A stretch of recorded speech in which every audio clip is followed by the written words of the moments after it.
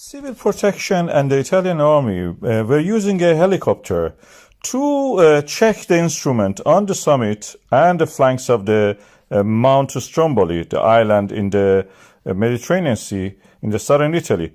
And then they witnessed this event, explosion, a pyroclastic explosion, which created a flow, avalanche of the pyroclastic material. These are the hot, shattered rock pieces and ash which flow like an avalanche down the slope.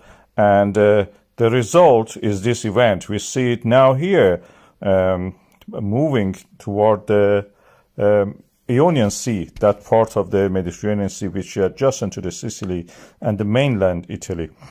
From a distance, of course, it looks beautiful. You can have beautiful sunset, take nice, views of this. And you can see here, this is a first quarter moon and the hot pyroclastic flowing down. This is the map of it. This slope is unstable, so you don't see any grass on it. That's the reason. This shows that the resurfacing of this mountain is all the time happening on that side.